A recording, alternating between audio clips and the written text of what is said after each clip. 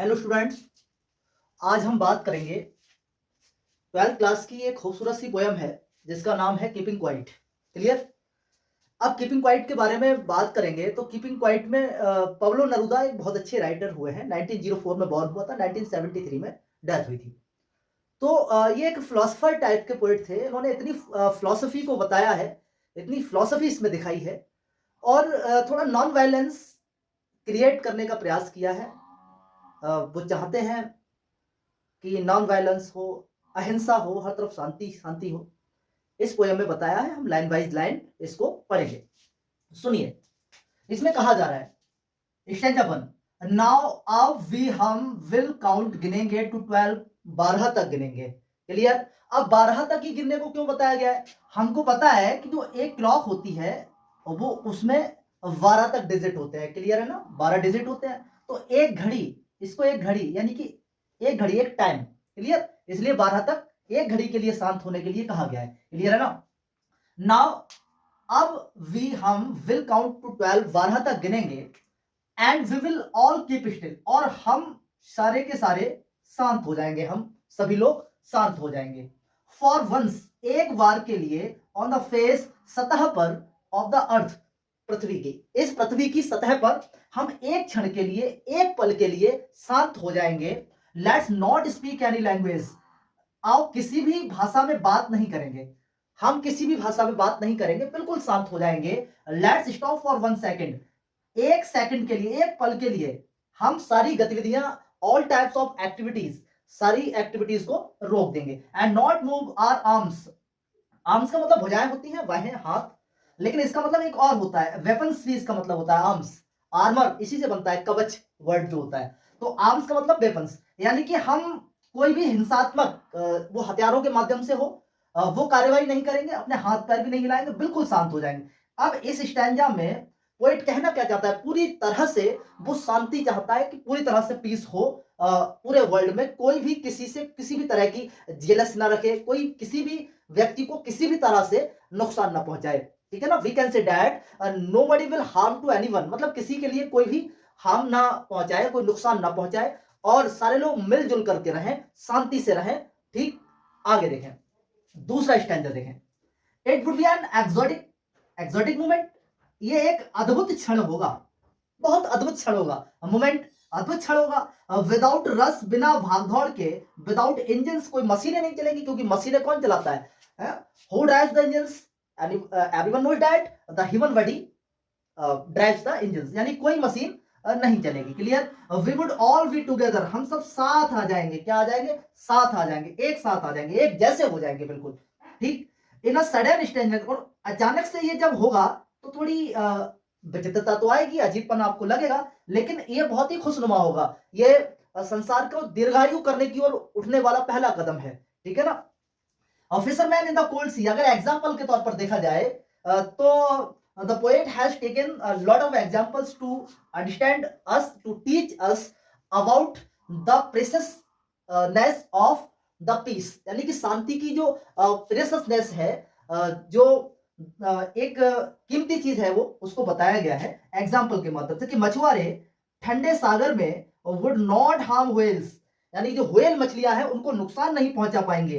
And the man, और जो आदमी गैदरिंग साल्ट, जो नमक इकट्ठा करता है, would look at his hurt hands, अपने घायल हाथों को देख सकेगा। होता क्या है, इससे समझाने का ये प्रयास किया गया है कि इंसान काम में इतना इंडल्ज हो गया है कि he has indulge the work, he can't see, can't pay attention on his himself, वो अपने आप पर कोई भी कर नहीं पा रहा, ध्यान नहीं दे पा रहा है, वो काम काम सिर्फ काम में लगा रहता है। तो ये समझाने का प्रयास किया है। एक बार यहां समझ लीजिए, एच एच एच ये है, यहां देख लेंगे आप, इसमें सीधा सीधा एलिट्रेशन है। क्या है? एलिट्रेशन है। We know that the alliteration is the figure of speech when the initial letter of a word is same. Okay, तो एच एच एच ये आ गया। क्लियर। अब देखें आगे, अब नुकसान नहीं पहुंचा पाएंगे लोग। Without and without same line में आ रहा है repetition. What is repetition? Okay, दोहराव हो रहा है। क्लियर। आगे देखें, and not move our arms, तो आर्म्स यानी कि हथियारों को कहा गया है, तो यहां पर मेटाफर आप कह सकते हैं। पृथ्वी की सतह पर 12, ये 12 लिया गया है, तो we can say that this is imagery, एक इमेजिन किया है। क्लियर? और पूरी पोयम ही इमेजिन बेस पर है। ये आपके 2 स्टैंजाज हो गए। अब कुछ स्टैंजाज और हम समझने का प्रयास करेंगे इसके बाद में। ये आपका हो गया, ठीक है ना। आगे थर्ड और फोर्थ स्टैंजा पर चलते हैं।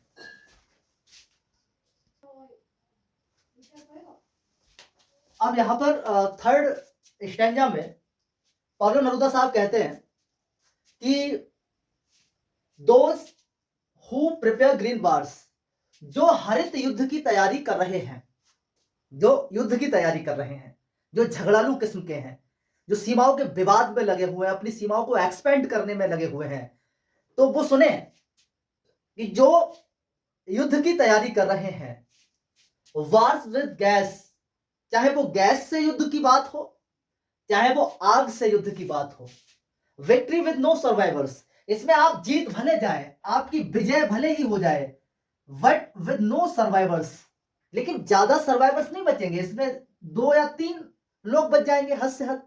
Clear?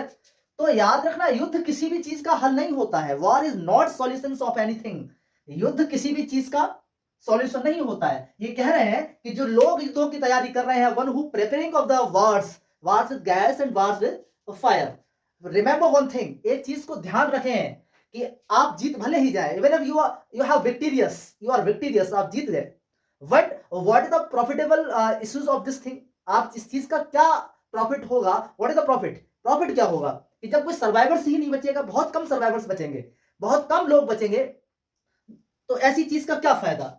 Would put on clean cloth, से बेहतर है कि साफ कपड़े पहनो। साफ कपड़े का मतलब होता है शांत चित्त बनाओ, यानी कि मन को इतना शांत बनाओ जिस पर कोई धब्बा ना हो, कोई दाग ना हो, कोई आपराधिक प्रवृत्ति ना हो। तो we can say that clean cloth is the metaphor of the character. ये कैरेक्टर का यहां पर मेटाफर है, ये एक रूपक दिया गया है। साफ कपड़े, हम श्वेत वस्त्र धारण कर लें। श्वेत रंग किसका? शांति का प्रतीक होता है। We can say that the white colour is the symbol of the peace. तो here Pablo Neruda says that clean cloth, put on the clean cloth, आप साफ कपड़े पहन लो। वार वार में कुछ नहीं रखा है, मन को साफ कर लो, अंतरात्मा को साफ कर लो। And walk about with dear brothers, और मन साफ करके एक साथ अपने भाइयों के साथ चलो।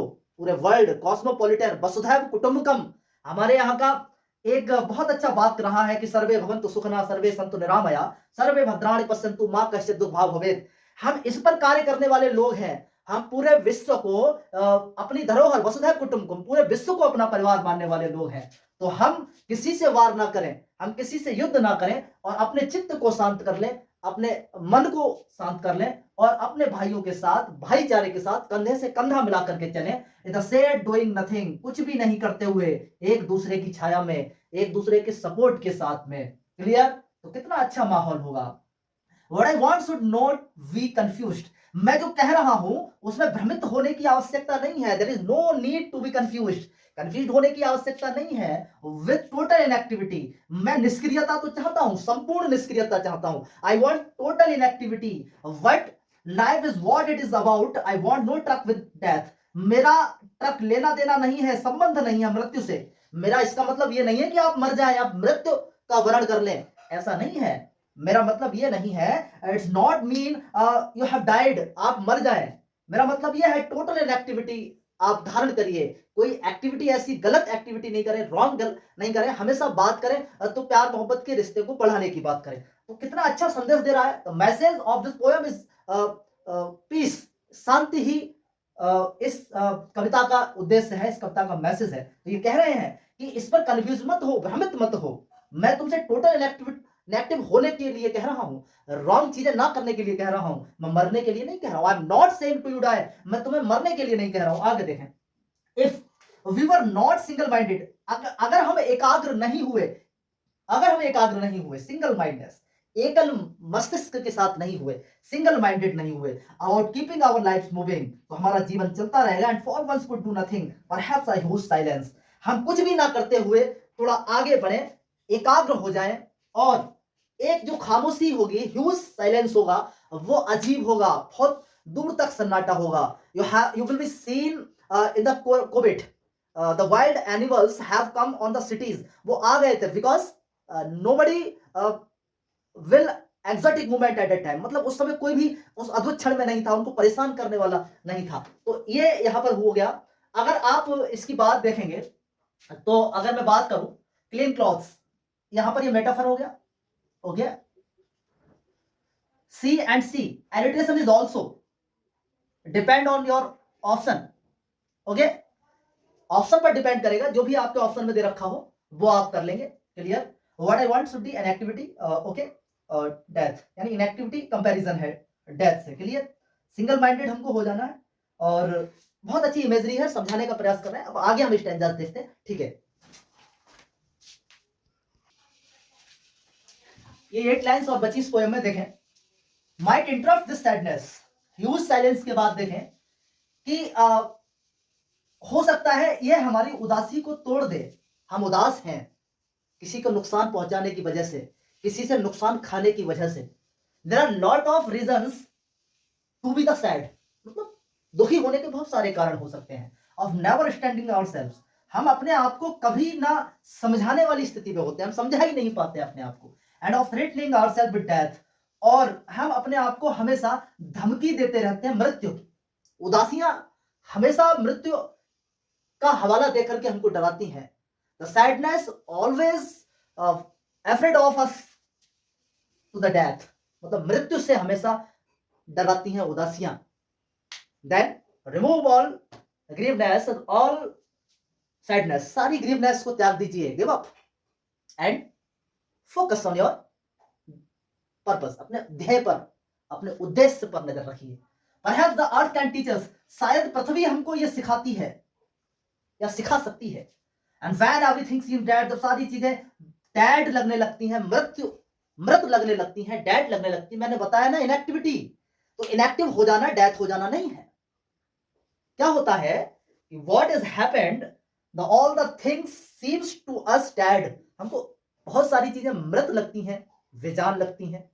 बट आफ्टर सम टाइम, कुछ समय के बाद, कुछ लोग मौन रहते हैं, वो कुछ कहते नहीं है। We can say that the people the person who always be sad, दुखी है, and always in without any language, बिना किसी भाषा के मौन है, तो वो एक दिन जब लौटेगा तो एक स्ट्रॉन्ग विल के साथ लौटेगा, okay. And later proves to be alive, और बाद में ये जीवित होकर के हमको दिखाती है, दर्शाती है कि वो इनएक्टिव थी, अस्थायी रूप से, टेम्पररी क्या थी, अस्थायी थी, और वो एकदम से लौटी है जीवित होकर के। Now I will count up to 12, अब मैं फिर 12 तक गिनूंगा, and you keep quiet and I will go, तुम सब शांत हो जाओगे और मैं चला जाऊंगा। कितनी खूबसूरत पोएम थी, कितना अच्छा मैसेज देने का प्रयास किया था कि जो लोग उदास हैं, दूसरों को नुकसान पहुंचा रहे हैं, वो एक्चुअल में अपने आप को और दूसरों को मृत्यु से डरा रहे हैं। जब हम सारे एक जैसे हो जाएंगे, किसी का किसी से कोई वैर नहीं होगा, कोई दुश्मनी नहीं होगी, तो हम सारे लोग क्या हो जाएंगे, शांत हो जाएंगे। यह आपकी पोयम थी। अब मैं अगली पोयम के साथ आपको मिलूंगा। धन्यवाद। चैनल को सब्सक्राइब कर दीजिए, बोर्ड एग्जाम आने वाले हैं। All the very best students.